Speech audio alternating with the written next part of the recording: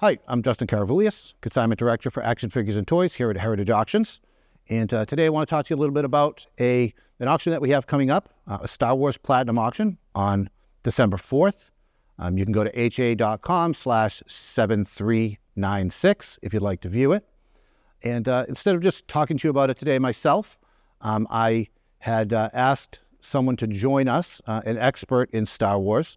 We've been able to amass a small collection of incredibly unique and hard to find items, prototypes, artwork like hasn't been seen in years.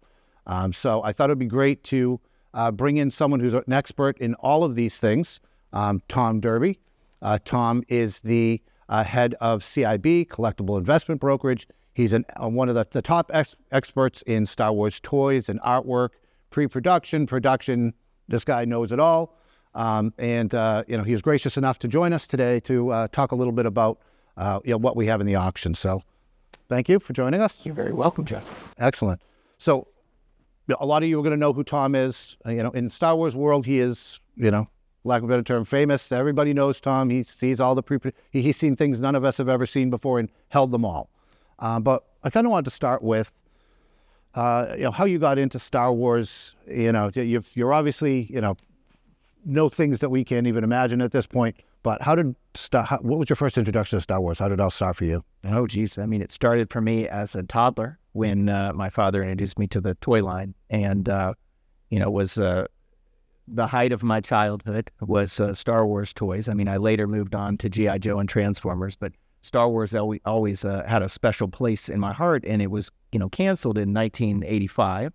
I was only 10 years old, so it was about that time that I set out to try to collect all the ones that had been canceled, and then I subscribed to Toy Shop magazine and started to trade in vintage Star Wars toys before they were vintage. Right. A few years after they were off the market. So it just had it left quite a mark on my childhood. It reminds me of my father, and that's what brought me into collecting the toys. I mean, I love the movies, but the toys were where it was at for me as a child. Excellent. So you obviously transitioned through the years from playing with toys to collecting what you didn't have to then moving into, the next step, making it a business and researching and understanding, all the history of it. And how did that transition take place? Did you just start saying, hey, these are worth money, let's figure out a way to do that, and you fell into it, or did you really become a student of all this? How did that happen? In 1995, when the Power of the Force 2 line was reintroduced, it created a lot of excitement. Everybody was everybody was wanting to collect the new line. Everybody was just over the moon that they were finally producing Star Wars toys again.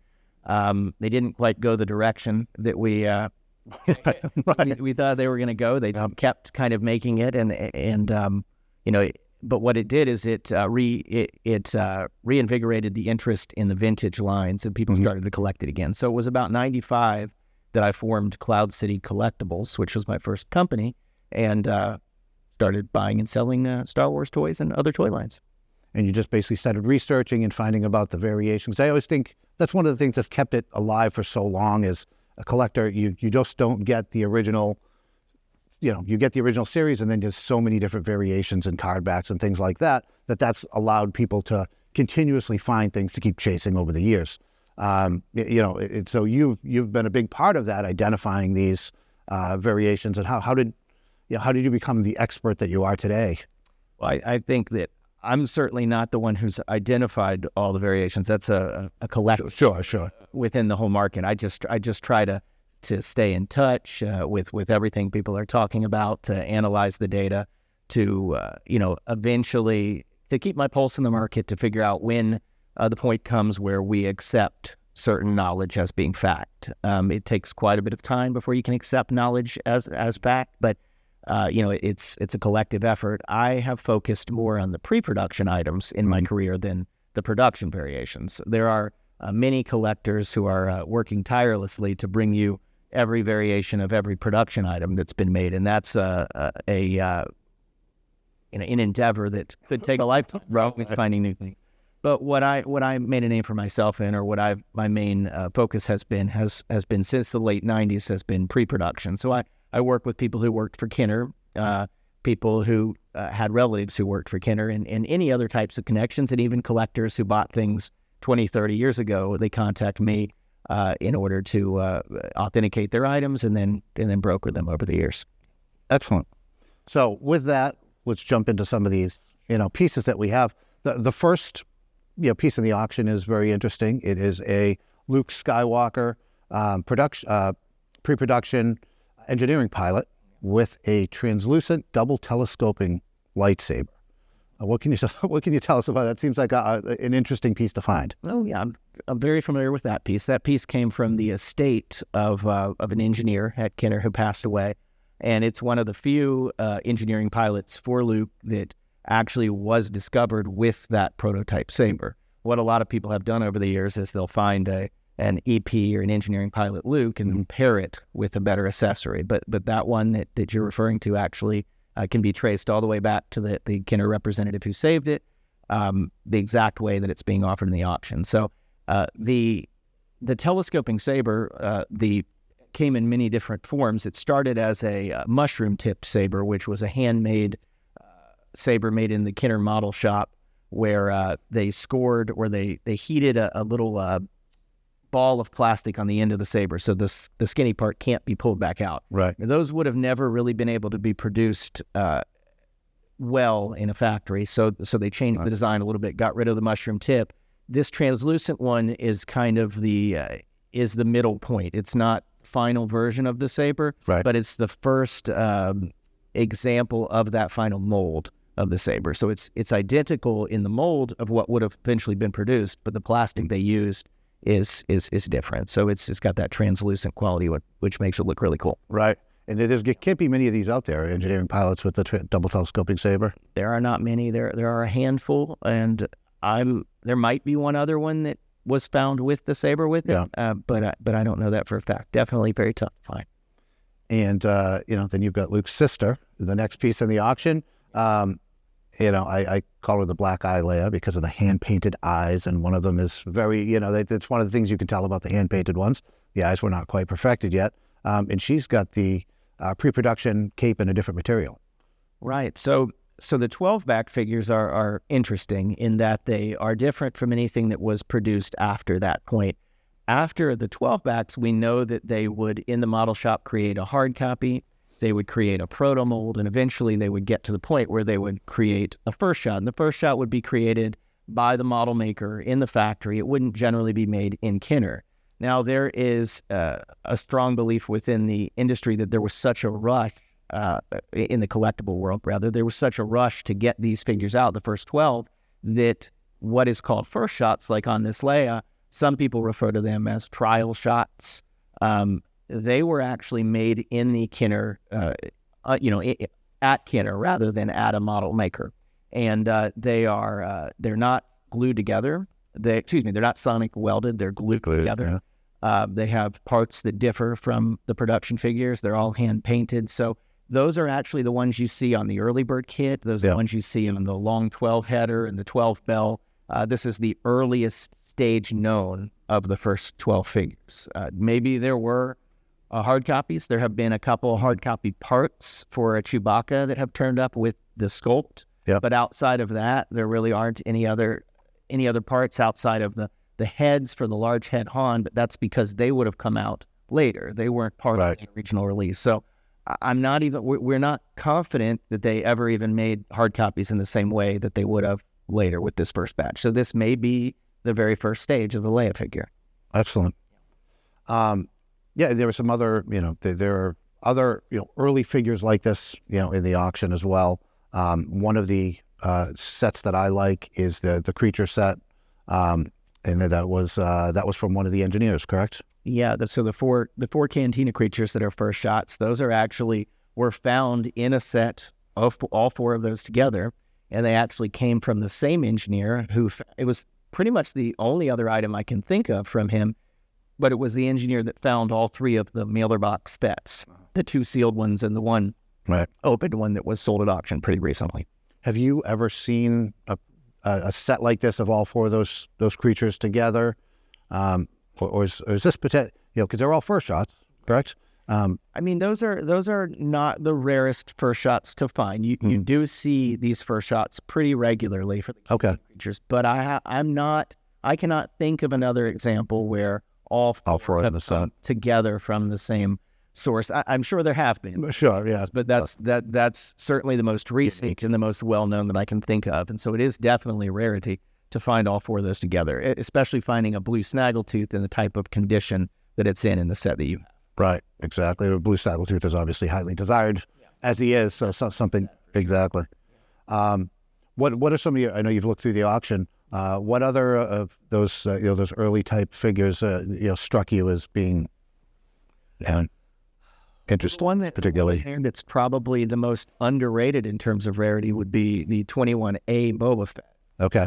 You find 21B Boba Fett's where there are probably 50 AFA 85s. There's 2 95s and a handful of 90s. Right. The 21A Boba Fett is somewhere between 8 to 10 times rarer. 8 times rarer in overall numbers. Yeah. But I would speculate 10 or greater times rarer in terms of high grade ones. And right. And this was the first. This is the first. It's because it hit the counters and everybody bought them real fast and opened them.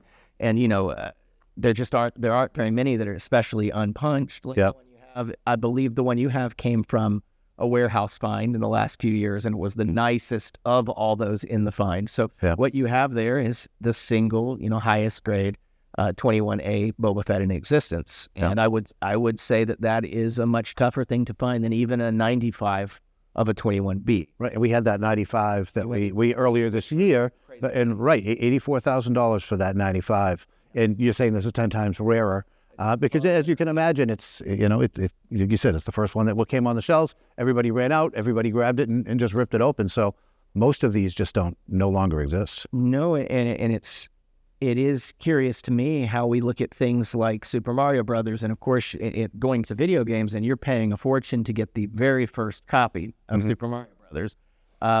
People are starting to look that direction in Star Wars, and it's only been about a decade since people have been paying attention to the SKUs on the figure stands, which is the first issue of most of the figures. Right. People just aren't aware, and I think when people do become aware, you've got one of arguably the most popular character in the Star Wars universe on his true debut card, which is one of the rarest cards there is. I think that's going to be the sleeper here. I think that could go for. Well, Boba Fett has always been, one of those figures that, not when you think about the Boba Fett figure, it's the only one that comes out of Star Wars card that wasn't in Star Wars, which is interesting just in the general idea of the line.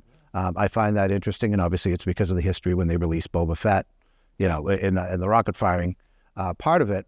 But Boba Fett is actually kind of a theme in this auction. We've got, where do we even start? We jump to the rocket firing Boba Fett since we've kind of go there.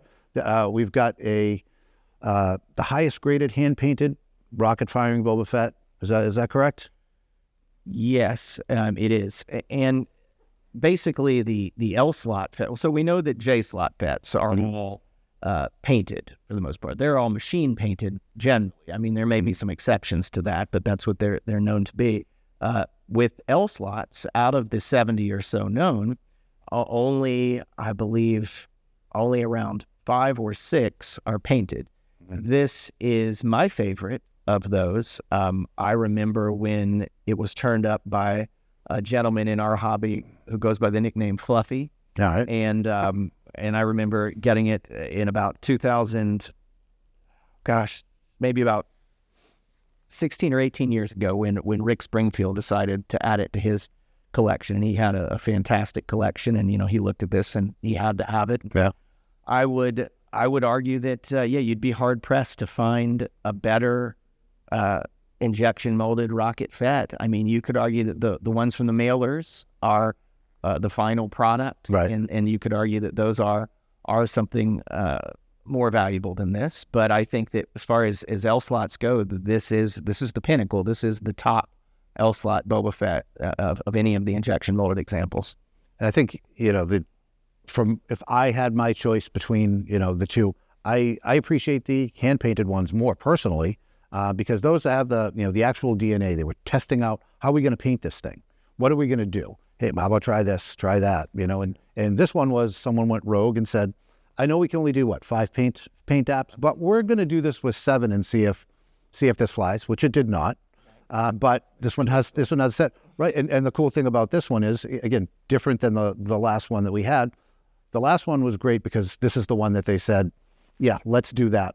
This is the one that they painted in the production colors and said, let's do that version.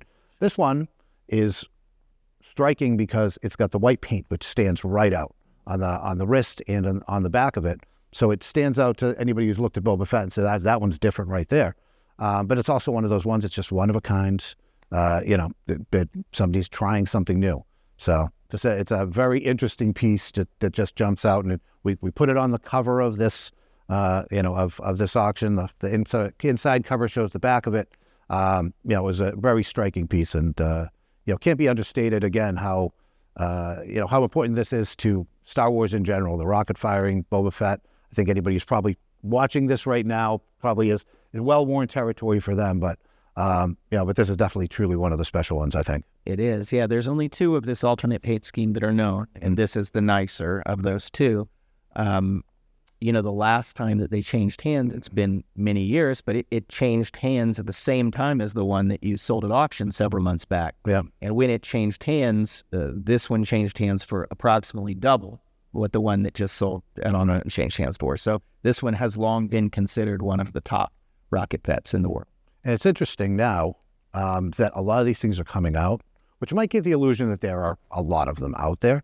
But this just happens to be a great time to, have that some of them are coming available. But likely what's going to happen is once these dry up, they're not, once this one goes into a collection, it won't be seen again for quite some time. In all likelihood. That's evidenced by the recent sale of the opened J-slot Fett, is that the 2 sealed J-slot Fets are in collections that I believe there is very little chance that they're ever coming out of those collections. So now the opened one is off the market as well. Right. Now one of the hand-painted L's is off the market from the last one you sold. So yeah, there's very, very few. So it may seem like this being the 3rd one this year of a special Fett that they're more common than they are. But when this one's gone, who knows how long it'll be until the next. Exactly. Could be 10, could be 20 years, who knows it. And to be honest, a lot of this stuff, we haven't really touched on this. It's amazing that we were able to put this auction together because most of this stuff switches hands behind the scenes. It's really not public. I mean, these things do get sold, but nobody really knows about it, right? That's true. I mean, it is impressive, some of the items that you've been able to get into this auction. I think that ultimately, it's really the first opportunity for people who aren't connected within Star Wars to have an opportunity to even see it, much less. Right. So, yeah, most of these sales take place privately because of the rarity. I mean, if you look at sports cards, comic books, we're going to call a book or a card that has a few hundred copies extraordinarily rare. Mm-hmm. In toys, I mean, we're going to call something extraordinarily rare if there's a handful of them, if there's one of them or even only one of them. So, I think, it is more of a rarity to see items like this at auction than one looking from the outside would think. Like you are correct that it could be a decade before you see some of these items again. So speaking of rarity, I'm going to come back to Boba Fett in a minute. But speaking of rarity, we've got a couple of pieces in here that are just, crazy. Let's talk about the tri-logo General Medine. I mean, there's, if my memory serves me correct, there's 7 of these that are, that have been graded. I believe there's one. And one of them is qualified, right? And there's 6 standard grade ones. I believe this is the only 85. I remember when this one showed up from a guy who had found a part of a case in 1999, and he had 6 of them. Wow. And about 2 of them were really nice like this one. Mm-hmm. This is the only one that scored an 85. I don't believe there's been an 85 offered for sale I can say factually that it's been since that time period. So it's been over 20 years since, maybe 25 years since an 85 has been for sale. There's a lot of speculation about why General Medine is the rarest tri-logo figure. I don't think we've come to a firm conclusion on that. There are rumors that the actor didn't like them using his likeness on the card and things like that. But ultimately, I don't know that there's been any truth found to those theories. It's just a very low production run figure. And it was only produced primarily in France, right? And yeah, you never see them on the card. You never really see card backs. The last one that sold publicly, I think, was a 60 that sold for 43. Exactly right. That was earlier this year. So it was. So yeah, this one's you're not going to see this piece. Right. This is right. You may never see it again in your lifetime. Yeah. Right. So yeah, that is the rarest tri-logo figure without a doubt. There are some other. Well, what would be some of the other pieces, production pieces like that you would say were some of the rarest in this auction? Yeah. Well, I mean, we talked about the FET 21A back. Right. How rare is the Sakuda figure? Okay. That one. That's the one came to mind. Right. Yeah. So Sakuda Lando skiff. I mean, I have seen maybe 10 Sakudas in my entire life, ungraded, graded, everyone put together. I think this is the only 85 for any character. I mean, I could be mistaken. There could be something that high, but I don't believe so. I think this is the highest graded Sakuda. It was a very rare variation, and it was basically, if I understand correctly, it was released in Japan. They didn't actually in Japan. They didn't release any of the general Landos.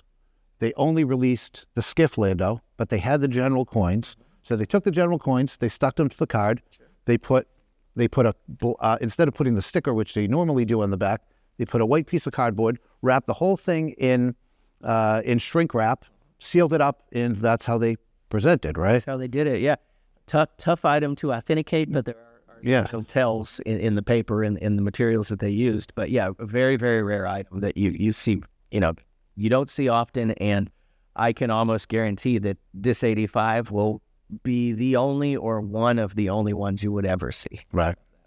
Yeah, that was an interesting piece to see in person for sure. Jumping back, we want to make sure we talk about one of the craziest parts of this auction is the artwork. Jumping back to Boba Fett, because when's the last time that you can recall that publicly in a single auction you've had 4 different pieces of artwork, original front card artwork, in one set? Has that been done? I mean, if you go back to the 2008 Premier Collectible Auction, there was a lot of droids and Ewoks. Mm-hmm. But if you're talking about trilogy characters, even Boba Fett on a droids card is still a trilogy character. But right.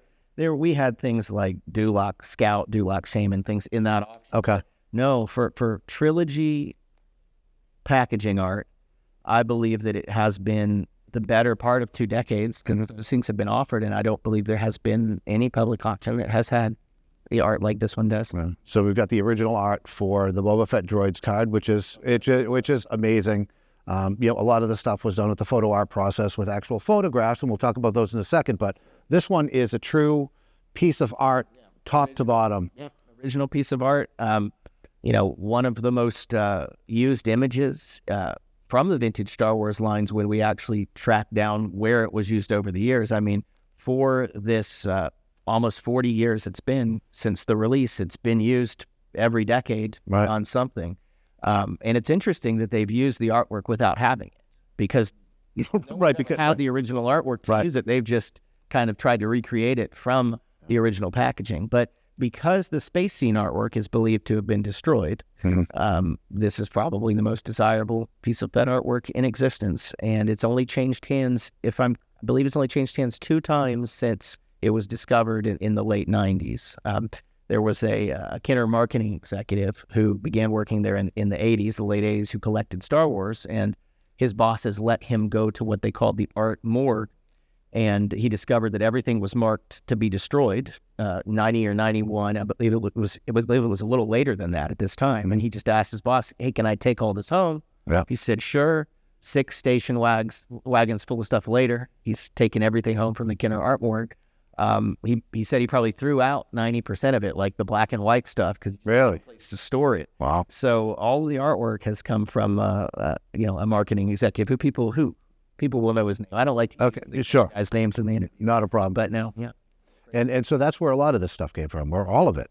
It's where every piece of packaging artwork, with the exception of you can probably count them on one hand, maybe 2 or 3 pieces have turned up through other sources at LPK. That's the outside company that developed the artwork. Yep. Contractor for Kenner. But outside of that, almost 99% of packaging artwork in existence came from this one source where the artboard was going to be destroyed and instead was taken home by a Kenner guy. We'll call him Tom. Okay. And so the other cool pieces that are in here, obviously the Princess Leia Bespin, the first version. That's a key piece, very recognizable. There were two versions of that. Obviously, they switched it up and went to a second version. So that first version is actually a much rarer. Is that correct? I mean, it's on less cards. By far, yeah. It's the only piece of packaging artwork that I'm aware of that was used on both a 3 3/4 inch and a 12-inch action figure. And that one was replaced pretty early on the 32 back. Yep. Bespin. But yeah, I mean, it was in the collection for a little while of Gus Lopez, who's a very well-known collector. But it's just that's one of the best pieces of Empire photo art. And given that other pieces of Empire photo art have pushed close to $200,000 in recent sales, I would expect this one to do quite well. Excellent. And then we've got the a couple other ones are Nikto, which is an interesting one because that one has there's different versions where there's more of the background shown. Sarlacc pits, in the background, which is great. And then Rees, which is great to see. The first time I saw that one, I love the fact that I just assumed that all of C3PO had been airbrushed out completely. But then when you get it, you realize they just hit it behind the bubble, and you've got Salacious Crumb and a good chunk of C3PO still in that image. And I don't know if there are others. You've probably seen more than I have that have multiple characters in the shot with them. There's numerous ones that are that way. They only really dealt with the live area. So if you were going to be under where the background or the figure would be, then they didn't care what was under there. So sometimes it looks kind of funny when you have that area that has something that the consumer is not going to see when it goes to packaging. So, excellent. And then we've got a couple other pieces of artwork, which are the smaller photos that are on the back of the 21 backs. And we're on several versions after that where it was R2-D2 and Han Solo. Both of which, we talked about this a little bit, is these were the pre-production, figures. You can see the silk-screened, front on R2-D2, and the Han Solo has a much larger gun in his hand than he did. So a lot of this stuff was, obviously done very, very early before the production figures were available. Oh, yeah. And I mean, the carved back packaging art that you're mentioning, was used on everything beginning in the 20 backs all the way until the late 41 backs. So basically they used that same artwork on the back of every card that came out over a period of two plus years, worldwide, everywhere in the world. That was the image you'd see. So those are highly iconic. I mean, you look at it, you know exactly what it is. Right. I don't recall the last time that there's been a public sale of those either. And I hate to run through all these. There's so many good pieces in here, but we've got the, let's talk about the Crommelin card. It's so, because that's an interesting piece when you look at it. It looks differently. So explain a little bit about what that's about. Sure. So a Crommelin is actually a registered trademark of DuPont. So it's DuPont Crommelin, and they developed a preprint process that several other companies had their versions, but like I said, DuPont's was Crommelin. And in order to test that the printing plates were properly set up to print the vinyl packaging, they would create a packaging proof where they would use multiple layers, one for each color, and they would press those layers together with a back that was white and a front that was clear, and they just crush all four together. So it creates almost this extra depth, this feel that's very different from just a printed surface. They used it. Process changed in 1982. Originally, it was done using almost an entirely analog process. I believe it was in 82 where it changed to where powder was used more similarly to the way it would be used in printing technology moving forward. Mm-hmm. And the powder kind of stuck to each layer and was pressed together. Whereas prior to that, you basically had 4 photographic layers that were pressed together. So they do appear different up until 82 and then from 83 on. But chromolins are far more rare than any proof card. Proof card is still very rare in Star Wars. You probably the most common one outside of standard Revenge of the Jedi ones, which they may have 100 examples known of some of those. But other ones you might find a dozen of a really common proof card. So a rare one is there's only a few, and chromolins are almost always one of a kind. There are a few instances where there are 2 or 3 known. Who knows what led to that during the production process, but for the most part, the ones that we know about are one of a kind. This is no exception. I believe this is the only Luke Hoth, Revenge of the Jedi, no offer chromolin. That's how it differs from a proof card as well. It doesn't have an offer on the card. So it's different visually in many different ways. But yeah, that's a real choice piece. Excellent. And the companion, I guess the other proof card would be the Tusken Raider. Sure. Okay, the Tusken Raider. Yeah, that's a mock-up style proof card. So they've taken a 12-back Tusken Raider and they've airbrushed out the white price box in the corner, and they've airbrushed out the blue long play logo in the bottom right corner to create what the 20-back card would look like, or what they would look like from that point moving forward. So on that one, you have basically a proof card with artwork on it. So there are a handful of those known. I believe it's less than 5, but interestingly enough, there are multiples of that one. Then an artist created them all, probably to go to different. Yeah, so I was going to ask you what the thought would have been, why they would have done multiples of that, just a different. It would be my guess. Okay, excellent. And speaking of artwork, another interesting piece is the painting of the trading card by the Hildebrandt brothers. Right. Yeah. Well, I love Hildebrandt brother art. It's like, so I personally collect the Lord of the Rings painting. Okay, nice. 1970s catalogs and things. So yeah, Hildebrandts are some of my favorites. But yeah, that was from the Topps toy line. That particular piece of artwork is much larger than the other pieces that have been found. The other pieces are not much larger than a piece of notebook paper, and that and the one in the auction, I believe, is 28 by 20, if I'm not mistaken. Yeah, it's definitely, because it's some of the oversized features of it. The cockpit being a little bit bigger. It clearly is the toy that they were painting, which seems like it would be something that was done very much on purpose. Oh yeah, I would think so. Yeah, so it's a very striking in person, but it actually matches the card almost perfectly. Save for a slight crop, I believe, mostly at the top. It almost matches the card completely. So we have both images in the catalog, and you almost can't tell the difference between the two. But that's a beautiful piece to see in person. Anything else that jumps out at you, as far as, a key piece we haven't discussed at this point? Could remind me of some of the things that I know that you have. I know that you have that Death Squad Commander. Yes. Would be really, I suppose you could call it the earliest known carded example of that figure. I don't think there's been any other pre-production that have been found, but it's clearly carded on a rounded corners proof card. It hasn't been punched. Right. The angles the corners are cut at is slightly different than production. They've used like an R2-D2 stand underneath instead of the one that came with that figure. So that one came from General Mills. That one traces all the way back to an employee of General Mills, turned up alongside Tusken Raider and a vinyl Cape Jawa. They were basically the three. So they released the 9 12-backs first outside of those 3. They released 9, and then later they released Jawa, Tusken Raider, and Death Squad Commander. And it was those 3 that they must have been working on and putting together pre-production, or putting together internal use samples, because there's lots of other differences, which indicates that they had to get these things done before they were really ready to go into production. Are there other versions of that you've seen, or is this would seem to be one of a kind? I've only ever seen one of each of those figures.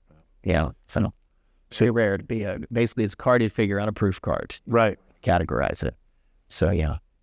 So you've you've gone through and you've seen a lot of you've handled a lot of these things have come through your hands just from the fact that when they go to grading, they ask you, what is this? What research do you know? So that's one of the reasons why we asked you here today, is because you've had the unique experience of actually having handled most of these things, because they need to be authenticated and going through. Do you still see things today that you haven't seen before in the Star Wars world, and need to do a little bit of research, and I've seen something like this before and extrapolate from there? You still get surprised these days?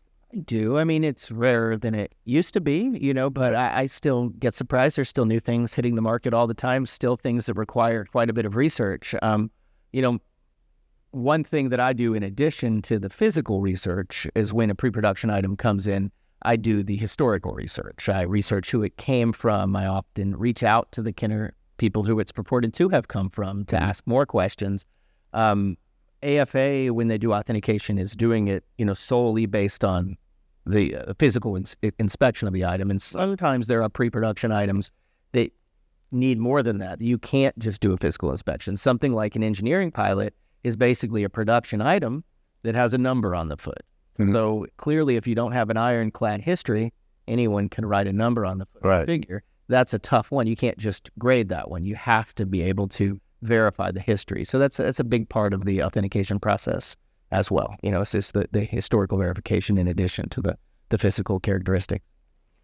So moving forward with with Star Wars in general, it's I'm sure from your perspective, it would seem that this is just continuing to grow and be something that continues to take on a life of its own. Star Wars isn't going anywhere. Disney's investing more and more. Boba Fett is as popular as ever.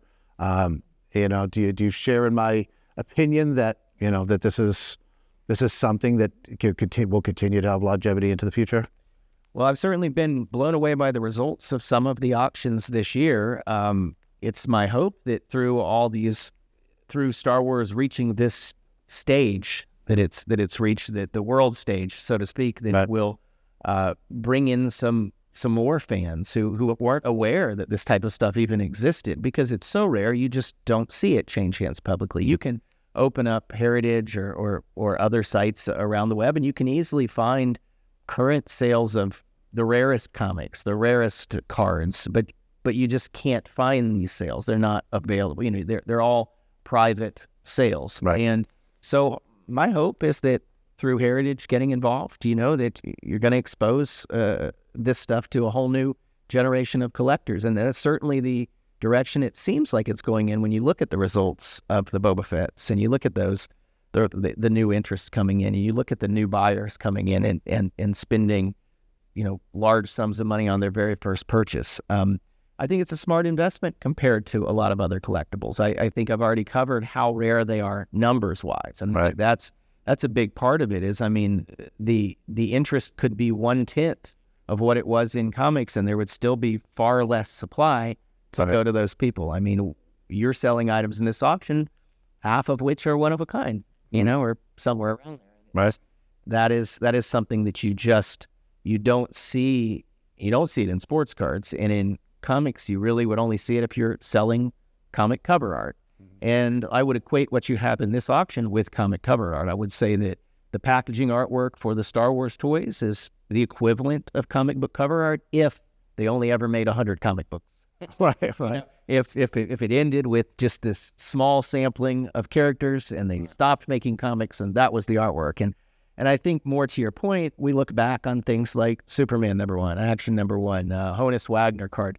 Nobody alive now remembers this and has some emotional attachment to it, but these things have stood the test of time, have proven that they are, the pinnacles, the best pieces in their hobbies, and I don't think that there'll be any exception in Star Wars. I think that people will continue to buy the best pieces in Star Wars 20, 30, 40 years from now, even after the people who have an emotional connection are gone. I mean, for example, a Rocket Fett has certainly come into the public, has developed public awareness. Right.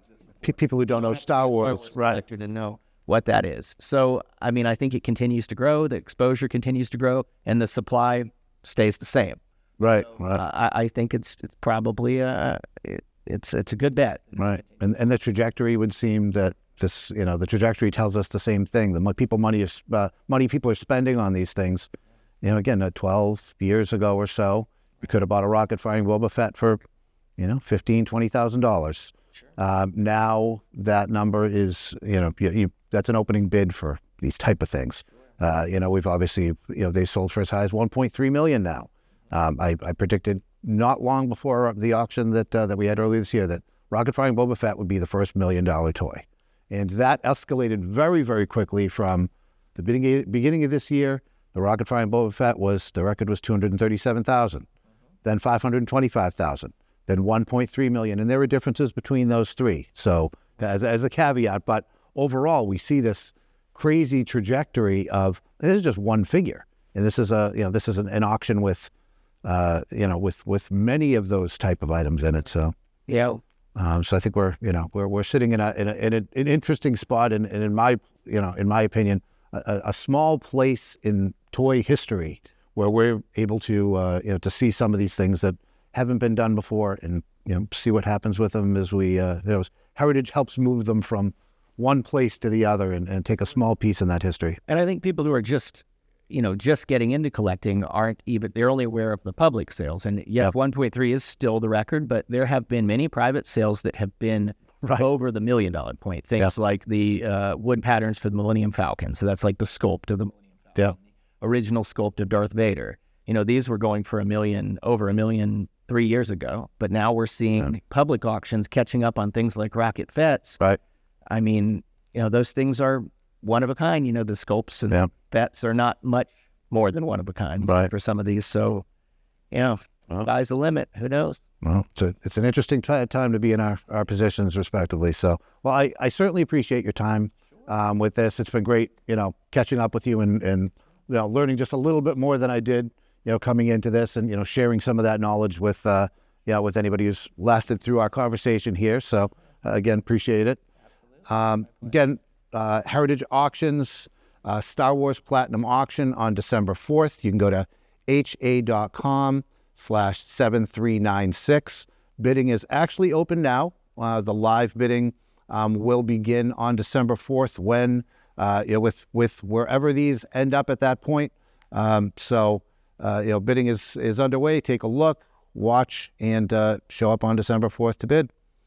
Thank you.